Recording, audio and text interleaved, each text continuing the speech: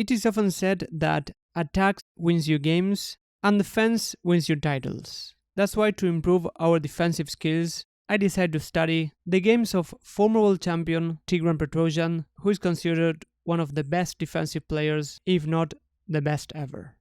And I decided to select tough positions that he had against other former world champions, so the quality of the games is going to be guaranteed. So let's analyze some positions to learn what made Tigran Petrosian such a great defender. So let's start with the first position. Here he's playing against someone who loved to attack and sacrifice, none other than Mikhail. So here white gave a rook for a couple of pawns, but white has a lot of threats in the position. This rook on f8 is being attacked, knight to c7 might also be an idea, so black has to defend in this position.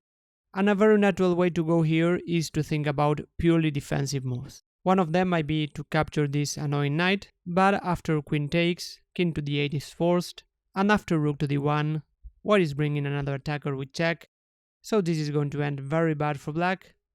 For example, after king to c7, queen to d6, white is going to recover the material, the king has to go back to c8, and white keeps the material advantage and the attack.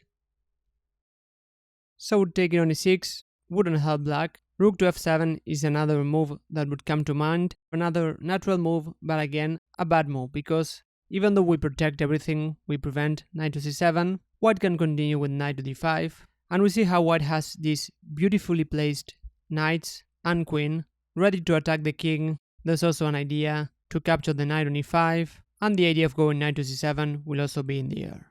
So in this position, despite being a piece down, white is totally dominating.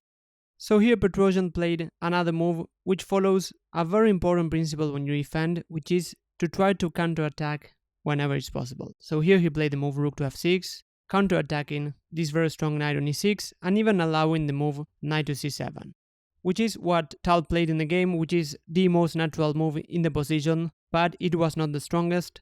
But these positions are actually quite complicated, and playing the best moves in the position is virtually impossible for a human. But here the move queen to c7 was actually even stronger, inviting a trade of queens, which is normally quite hard when you are rook down, and still keeping the ideas to attack the king if black doesn't go for the trade. So knight to d5 might be an idea later on, and if black trades, now we get this fork, and after knight takes a8, very often when we have a knight on a8, this knight can be trapped. In that case, black would be doing fine. But in this particular position, this knight is going to escape because white has ideas to go knight to d5 or even knight to c7 straight away. Just to give you an idea, if black goes b5, planning to go bishop to b7, white even has this very pretty move, knight to c7, since after king takes and knight to d5, we get this fork, and white is getting a material advantage. But instead, Tal played knight to c7, which is also a very natural move, and after king to f7, he had a very interesting idea, which is to trade rooks after rook to f1, and after rook takes and king takes, we get a very similar idea. White wants to attack with these two knights and the queen, plus white keeps the idea to capture the rook. So in this position, most of us would probably instantly move the rook, and this would actually be very bad. For example, after rook to b8, white can play knight 7 to d5, and now white keeps all the threats in the position, like taking the rook, the knight, or even queen to f6, so this position is again desperate for black. But Petrosian followed this principle of looking for active counterplay, and he played knight to c4, attacking the queen, and now Tal played a very interesting idea. He captured on h6, and the point is that the knight cannot be captured, since after queen to h7, white is giving a check and picking up the queen. But again, Petrosian insisted with this idea of looking for counterplay. He didn't care about material, and he went queen to c5, giving this rook on a8, and after knight takes a8, even though black is now materially down, white has 4 extra pawns. Now black is managing to activate his pieces and will get a perpetual check. So the game continued knight to d2, and after king to e2, bishop to g4 is the idea, sacrificing the knight, which Tal didn't capture. White actually has to be careful in this position to hold the balance. For example, after king to e1 and queen to e3, we're going to get a checkmate.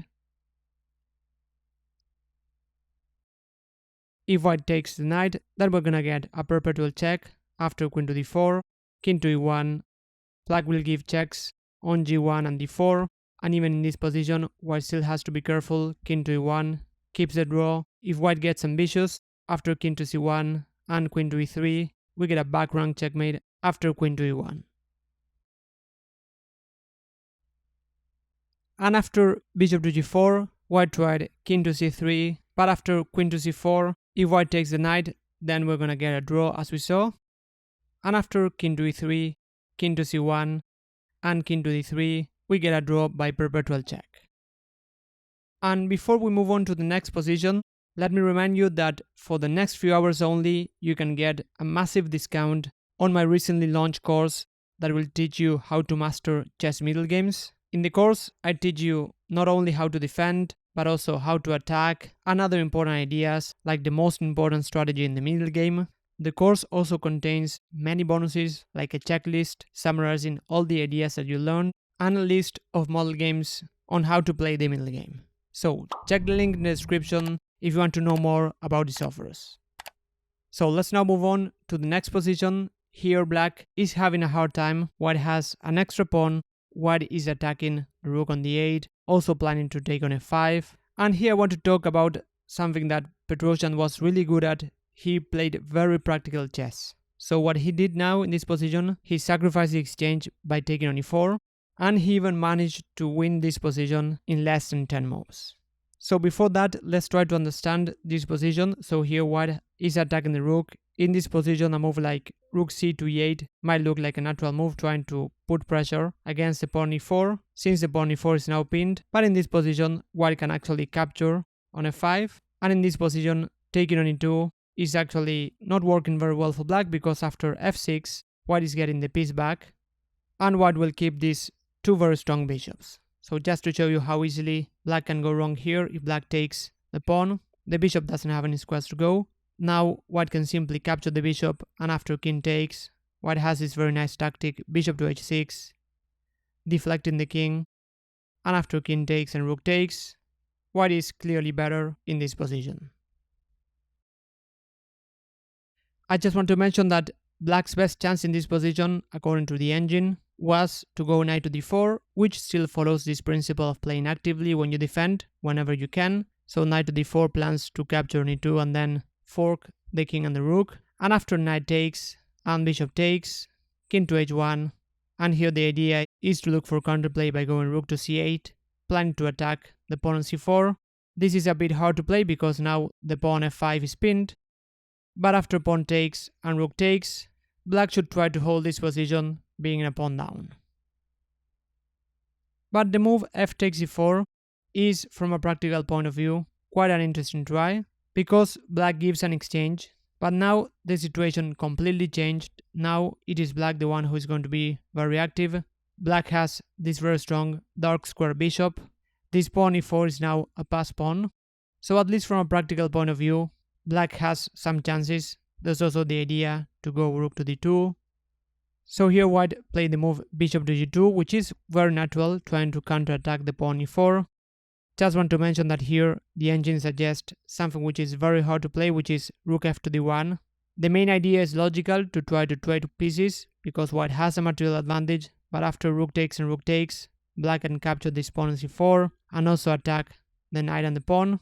But after king to f2, the idea is that white is given material, but now it is white the one who is going to be very active. There's lots of ideas in the positions like rook to c1, rook to d6, and king to e3. So this was the best way for white, leading to an advantage, but I think that very hard to play for a human.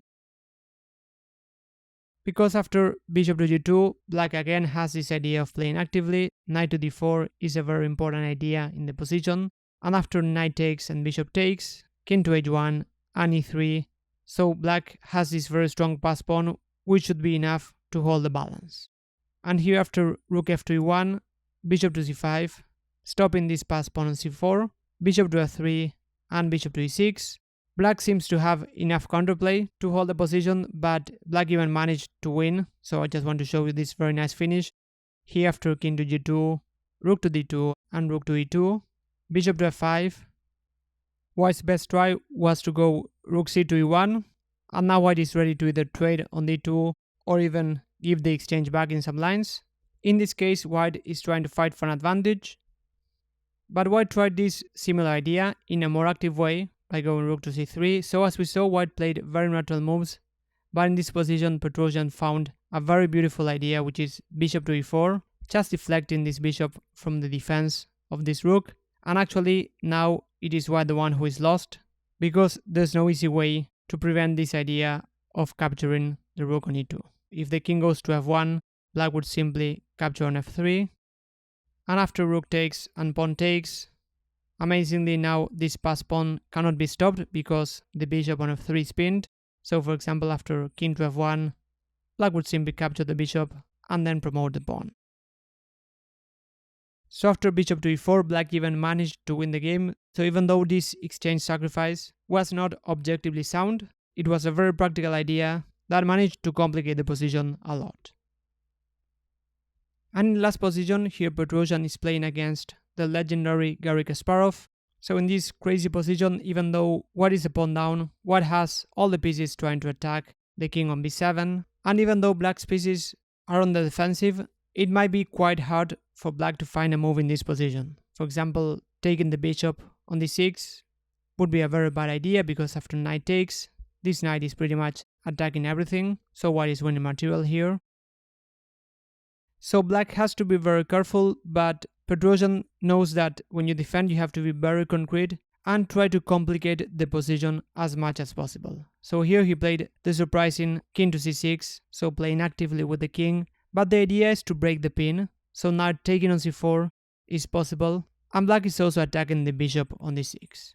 So this position is just absolutely crazy, but now black is even managing to put pressure on white, and here Kasparov actually went wrong very quickly. He went rook b to a3, and Petrosian simply captured the knight, and after rook takes we got a few trades, and after bishop to b6 white doesn't have enough compensation for the piece and lost the game.